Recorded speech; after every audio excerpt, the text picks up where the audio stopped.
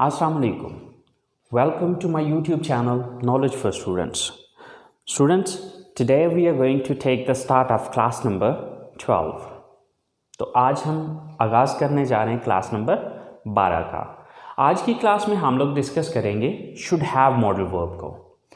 लेकिन क्लास शुरू करने से पहले अगर अभी तक आप लोगों ने मेरे चैनल को सब्सक्राइब नहीं किया तो प्लीज़ सब्सक्राइब के बटन पर क्लिक कर दें। अगर आपको वीडियोस पसंद आ रही हैं और अगर आप उनसे कुछ सीख रहे हैं तो प्लीज़ लाइक के बटन पर क्लिक कीजिए और अपने दोस्तों के साथ भी शेयर कीजिए। और अगर आपको कोई भी कन्फ्यूजन हो रहा है तो प्लीज़ आप लोग कमेंट्स बॉक्स में जाके कमेंट्स कर सकते हैं ताकि मैं आपकी उस प्रॉब्लम को सॉल्व कर सकूं। सो स्टार्ट करते हैं आज की class. Students, should have modal verb का जो यूज़ है वो बिल्कुल वैसे ही है जिस तरह से शुड मॉडल वर्ब का यूज़ किया जाता था। फ़र्क सिर्फ इतना आएगा कि should have modal verb should का पास्ट है, यानी कि उसी मकसद के लिए ये भी यूज़ हो रहा है जिस मकसद के लिए शुड यूज़ हो रहा था। लेकिन फ़र्क सिर्फ इतना आ जाएगा कि शुड मॉडल वर्ब को हम प्रेजेंट में यूज़ कर रहे थे और शुड हैव मॉडल वर्ब को हम पास्ट में यूज़ करेंगे। तो अब अगर हम इसकी डेफिनेशन को देखते हैं तो क्या है कि should have modal verb is used to express advisability and suggestion in the past. अब अगर हम प्रेजेंट की शुड की डेफिनेशन को देखें तो वहाँ पे ये था to express advisability and suggestion in the present. सिर्फ फ़र्क आ रहा है प्रेजेंट और पास्ट का, बाकी सेम एज इट इज़ जो ये डेफिनेशन है वही शुड की डेफिनेशन थी। तो मतलब कहने का ये है कि अगर हम गुजरे हुए वक्त में किसी को नसीहत करना चाहते हैं या फिर मशवरा देना चाहते हैं तो उस मकसद के लिए हम शुड हैव मॉडल वर्ब का इस्तेमाल करेंगे। अब शुड मॉडल वर्ब में उर्दू जुमलों के आखिर में ना चाहिए, नी चाहिए, ने चाहिए वगैरह आता था, लेकिन अब शुड हैव मॉडल वर्ब में उर्दू जुमलों के आखिर में ना चाहिए था, नी चाहिए थी, ने चाहिए थे वगैरह आएगा, क्योंकि ये पास्ट की एडवाइजेबिलिटी या सजेशन है। ठीक है।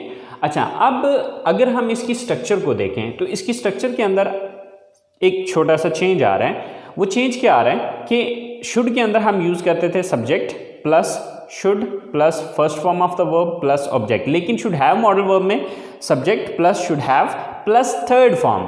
यहाँ पर वर्ब की फर्स्ट फॉर्म नहीं आएगी बल्कि वर्ब की थर्ड फॉर्म आएगी। जो यहाँ पर चेंज आ रहा है वो मेन चेंज ये आ रहा है। ठीक है। और शुड की जगह शुड हैव आ रहा है। ओके, तो चले आए हम इन सेंटेंसेस को बना के ज़रा देख लेते हैं। अब जैसे कि पहले हम कहते थे कि उसे मेहनत करनी चाहिए, तो अब जब हम इसको पास्ट में लेके जाएंगे तो वो हो जाएगा उसे मेहनत करनी चाहिए थी। तो अब जब मेहनत करनी चाहिए थी आएगा तो अब ये पास्ट की एडवाइजेबिलिटी है या सजेशन है। ठीक है। तो अब उसके लिए हम इस स्ट्रक्चर को फॉलो करते हैं। सबसे पहले सब्जेक्ट उसे मेहनत करनी चाहिए थी। अब चाहे वो लड़का है चाहे वो लड़की है, तो फर्ज करें वो लड़की है, वो एक लड़की की इंग्लिश क्या होती है? She. Then should have, she should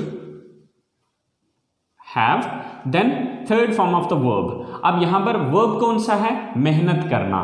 तो मेहनत करना की इंग्लिश होती है वर्क हार्ड। अब वर्क हार्ड तो चूंकि फर्स्ट फॉर्म है तो अब यहां पर मैं फर्स्ट फॉर्म तो नहीं यूज करूंगा, तो इसके लिए मुझे वर्क की थर्ड फॉर्म यूज करनी पड़ेगी और वर्क की थर्ड फॉर्म होती है worked. She should have worked hard. She should have worked hard. उसे मेहनत करनी चाहिए थी। इसी तरह से उन्हें वक्त पर वहां पहुंचना चाहिए था। उन्हें यानी कि सब्जेक्ट कौन है? उन्हें, वो ज्यादा है। दे। Then should have, then verb. Verb क्या है यहां पे? पहुंचना। पहुंचना की इंग्लिश होती है रीच या अराइव। ओके। अब रीच की जो थर्ड फॉर्म है वो है reached. they should have reached। अब कहां पहुंचने की बात हो रही है? वहां, there। they should have reached there। उन्हें वहां पहुंचना चाहिए था वक्त पर, on time। they should have reached there on time। उन्हें वक्त पर वहां पहुंचना चाहिए था। इसी तरह से उसे अपने मुस्तकबिल के बारे में सोचना चाहिए था। अब किसको सोचना चाहिए था? उसे, यानी कि वो एक लड़का भी हो सकता है, वो एक लड़की भी हो सकती है। ओके, सो फर्ज करें वो एक लड़का है, सो उसे अपने मुस्तकबिल के बारे में सोचना चाहिए था। तो वो एक लड़का है, तो वो एक लड़का की इंग्लिश होगी ही। Then should have,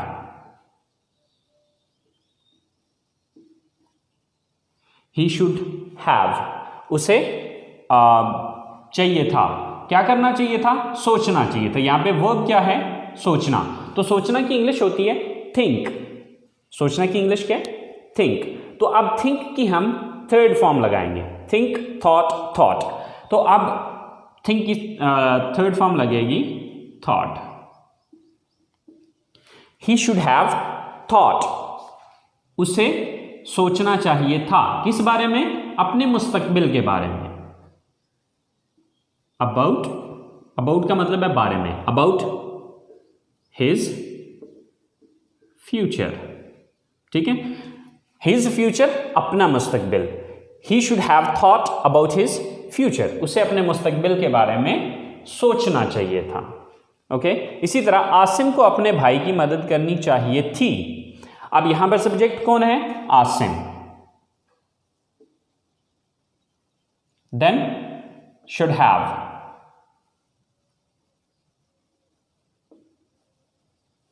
Asim should have. Verb क्या है यहां पे? मदद करना। मदद करना, हेल्प, तो इसकी थर्ड फॉर्म होगी helped. Asim should have helped. किसकी मदद करनी चाहिए थी? अपने भाई की, his brother. Asim should have helped his brother, Asim को अपने भाई की मदद करनी चाहिए थी। सो स्टूडेंट्स, आपने देखा कि यहां पर उर्दू जुमलों के आखिर में एंड पे था, थी, थे का इजाफा हुआ, यहां पर हैव का इजाफा, और नेक्स्ट जो चेंज इंग्लिश में आया है वो हमने फर्स्ट फॉर्म की बजाय थर्ड फॉर्म यूज़ किए हैं। तो बस ये दो चेंजेस हैं जो कि हमारे इन सेंटेंसेस के अंदर आए। सो आई होप सो जिस स्टूडेंट को शुड मॉडल वर्ब की समझ आ गई है उसके लिए शुड हैव मॉडल वर्ब कोई मसला नहीं है, क्योंकि इसका यूज़ बिल्कुल वैसे ही है जिस तरह के शुड मॉडल वर्ब का था। फ़र्क सिर्फ इतना आ रहा है कि शुड मॉडल वर्ब को हम प्रेजेंट में यूज़ करते हैं और शुड हैव मॉडल वर्ब को हम पास्ट में यूज़ करते हैं। तो ये थे हमारे पॉजिटिव सेंटेंसेस। अब हम चलते हैं इसके नेगेटिव सेंटेंसेस की तरफ, क्योंकि हमें ये भी तो कहना पड़ सकता है ना कि उसे ये काम नहीं करना चाहिए था, हमें ऐसा नहीं करना चाहिए था, उन्हें ऐसा नहीं करना चाहिए था। तो जब हम इनके नेगेटिव सेंटेंसेस बनाएंगे तो वो किस तरह से बनाने, चले आए देखते हैं। तो स्टूडेंट्स, ये है शुड हैव मॉडल वर्ब की नेगेटिव सेंटेंसेस की स्ट्रक्चर। स्टूडेंट्स, यहाँ पर बस एक पॉइंट आपको बताना चाहूँगा, बस आपने वो पॉइंट अपने जहन में रखना है। आप उस पॉइंट को जहन में रखते हुए आप किसी भी पॉजिटिव सेंटेंस का नेगेटिव आसानी से बना सकते हैं। आपने ये चीज़ याद रखनी है कि आपके पास जो हेल्पिंग वर्ब मौजूद है, अगर किसी जुमले के अंदर आपके पास हेल्पिंग वर्ब मौजूद है, तो जब आपने उसका नेगेटिव बनाना है तो आपने करना यह है कि जो अभी अपना पहला हेल्पिंग वर्ब आ रहा है उसके बाद नॉट लगाना है। अब देखिए यहाँ पर दो हेल्पिंग वर्ब आ रहे हैं, शुड हैव। अब ये दो हेल्पिंग वर्ब्स हैं, तो अब हम शुड हैव के बाद नॉट नहीं लगाएंगे, बल्कि हम देखेंगे ये कि फर्स्ट वाला हमारा हेल्पिंग वर्ब कौन सा है। तो हमारा फर्स्ट हेल्पिंग वर्ब है शुड। तो हम क्या करेंगे, जब इसका नेगेटिव बनाना होगा तो हम फर्स्ट हेल्पिंग वर्ब के बाद नॉट लगाएंगे, यानी कि शुड के बाद नॉट लगाएंगे। तो इसी तरह से अगर आपको किसी जुमले के अंदर दो या दो से ज़्यादा हेल्पिंग वर्ब नज़र आते हैं, तो जब आप उसका नेगेटिव बनाना चाहते हैं तो उसका नेगेटिव बनाने का सिंपल तरीकाकार ये है कि आपने फर्स्ट हेल्पिंग वर्ब के बाद नॉट लगा देना है। अगले एक या दो जो भी आगे वो आपके पास हेल्पिंग वर्ब बच रहे हैं उनको आपने छोड़ देना है। ठीक है, तो यहाँ पर इसकी स्ट्रक्चर अब नेगेटिव सेंटेंसेस की क्या है कि सबसे पहले हम सब्जेक्ट लगाएंगे, देन शुड नॉट हैव। इसको शॉर्टकट में जब बोलने में यूज़ करें तो आप शुडंट हैव भी यूज़ कर सकते हैं। Then third form of the verb and then object. तो कुछ सेंटेंसेस हैं जो कि हमने एज एग्जाम्पल लिए, तो चले हम उनको बना के देखते हैं। सो उन्हें अपनी नौकरी नहीं छोड़नी चाहिए थी। अब किसे नहीं छोड़नी चाहिए थी? सब्जेक्ट कौन है? उन्हें। सो दे। then should not have, they should not have, then verb third form. अब यहां पर वर्ब क्या है? छोड़ना। सो छोड़ना की इंग्लिश होती है लीव, छोड़ना की इंग्लिश क्या है? लीव, और इसकी थर्ड फॉर्म होगी left. They should not have left, क्या नहीं छोड़ना चाहिए था? अपनी नौकरी, their job. They should not have left their job, उन्हें अपनी जॉब या अपनी नौकरी नहीं छोड़नी चाहिए थी। इसी तरह से साजिद को अपना पैसा जाया नहीं करना चाहिए था। सो सब्जेक्ट कौन है यहां पर? Sajid. Then should not have,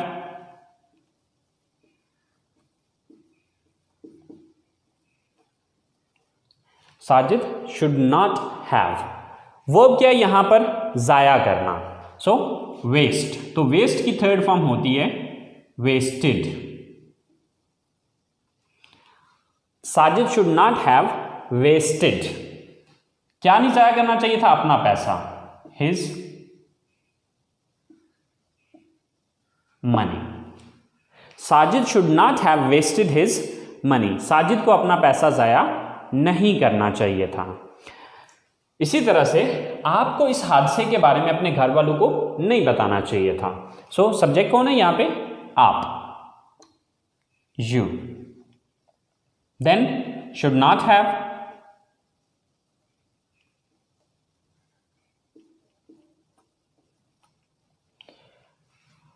then verb. Verb क्या है यहां पे? बताना। टेल, बताना की इंग्लिश होती है टेल, लेकिन इसकी थर्ड फॉर्म होगी told. You should not have told, किसको नहीं बताना चाहिए था? यानी कि किसको नहीं बताना चाहिए था? अपने घर वालों को, अपने घर वालों को यानी कि योर फैमिली। किस बारे में? इस हादसे के बारे में। अबाउट, अबाउट का मतलब है बारे में। अबाउट दिस इंसिडेंट कह लें या एक्सीडेंट कह लें, दोनों सूरतों में सही है।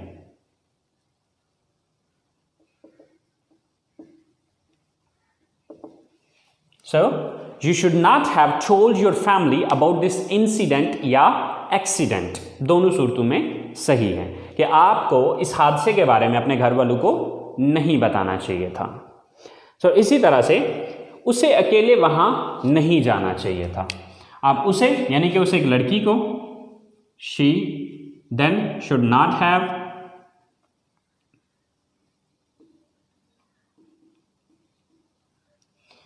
वर्ब की थर्ड फॉर्म जाना, तो जाना की इंग्लिश होती है गो, तो इसकी थर्ड फॉर्म होती है gone. She should not have gone, कहां जाना चाहिए था? वहां, तो वहां की इंग्लिश है there. She should not have gone there, अकेले alone. So she should not have gone there alone. तो स्टूडेंट्स, अगर हम पॉजिटिव और नेगेटिव सेंटेंसेस के अंदर अगर हम डिफरेंस देखें तो सिर्फ नॉट का डिफरेंस आ रहा है, ठीक है। आप शुड के बाद नॉट लगा दें पॉजिटिव सेंटेंसेस में तो वो नेगेटिव सेंटेंसेस बन जाएंगे। सो आई होप सो स्टूडेंट्स आपको नेगेटिव सेंटेंसेस की समझ आ गई होगी। तो अब हम बात करते हैं इसके इंटरोगेटिव सेंटेंसेस की। इंटरोगेटिव मीन सवालिया जुमले। तो अगर हमें पास्ट में किसी से, पास्ट से रिलेटिंग कोई मशवरा लेना है या कोई नसीहत लेनी है तो उसके लिए हम सेंटेंसेस किस तरह से बनाएंगे, वो बहुत ही सिंपल और इजी तरीकाकार है, जो कि मैंने ऑलरेडी पहले भी आपको बताया हुआ है कि अगर आपको किसी मॉडल या किसी टेंस का नेगेटिव बनाना आता है तो उसका इंटरोगेटिव बनाना कोई बड़ी बात नहीं है या कोई प्रॉब्लम नहीं है। ओके, अब उसके लिए आपने करना यह है कि जिस भी वर्ड के बाद आपने नॉट का लफ्ज़ नेगेटिव में यूज़ किया था, बस उस लफ्ज़ को उठा के जुमले के शुरू में लगा देने तो वो इंट्रोगेटिव बन जाएगा। जैसे कि यहाँ पर हमने जो नॉट लगाया वो किसके बाद लगाया? शुड के बाद नॉट लगाया। तो अब यहाँ पर हम क्या करेंगे, जब हम इसका सवालिया बनाएंगे या इंट्रोगेटिव सेंटेंस बनाएंगे, then we will take this should at the start of the sentence and it would be converted into interrogative sentence. तो चले आए देखते हैं स्टूडेंट्स। इंटरोगेटिव सेंटेंसेस बनाने के जो स्ट्रक्चर है वो है should plus subject plus have plus third form of the verb and plus object and in question mark. So हमने किया सिर्फ इतना है कि यहाँ पहले शुड यहाँ पे आता था, तो यहाँ से उठा के हमने इसको यहाँ पे ले आए। क्यों लेके आए? क्योंकि हमने जब नेगेटिव बनाया था तो शुड के बाद नॉट लगाया था, इसलिए हमने शुड को उठा के जुमले के शुरू में लगा दिया। तो चले हम इसकी एग्जांपल्स को बना के देखते हैं। सो क्या मुझे इस कॉलेज में दाखिला लेना चाहिए था? So first of all should, then subject कौन है? मुझे, यानी कि मुझे दाखिला लेना चाहिए था, तो सब्जेक्ट कौन हुआ? मैं। तो मैं की इंग्लिश क्या है? आई। शुड आई, क्या मुझे, शुड आई हैव। यहां पे देखना है कि थर्ड फॉर्म यानी कि वर्ब क्या है यहाँ पे? दाखिला लेना। तो दाखिला लेना की इंग्लिश होती है टेक एडमिशन। अब टेक की जो थर्ड फॉर्म होती है वो है taken. So should I have taken admission, should I have taken admission, क्या मुझे दाखिला लेना चाहिए था इस कॉलेज में, in this college.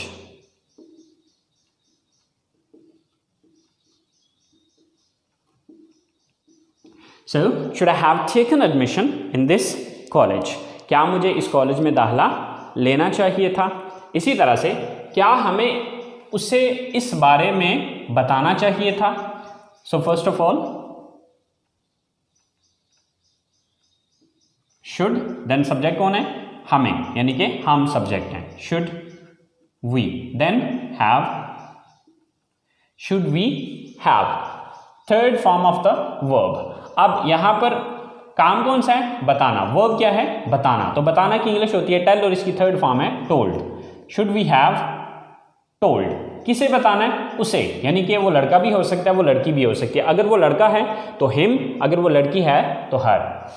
Should we have told her या हिम। अब अगर लड़की है तो हर, अगर लड़का है तो हिम। So should we have told him, इस बारे में, अबाउट दिस।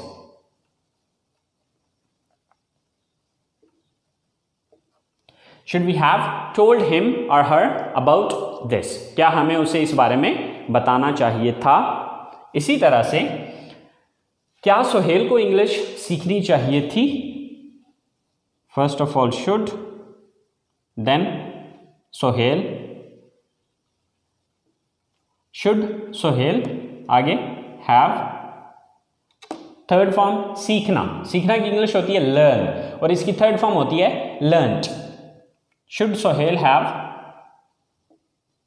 लर्नड, क्या सीखने की बात हो रही है? English.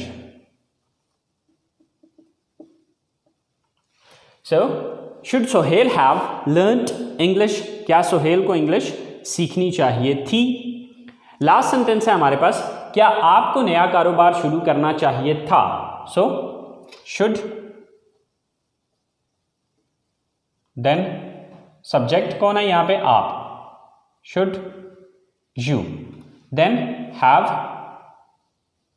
After that third form of the verb शुरू करना। काम यहां पर क्या है? वर्ब क्या है यहां पे? शुरू करना। सो शुरू करना की इंग्लिश होती है स्टार्ट और इसकी थर्ड फॉर्म है started. So should you have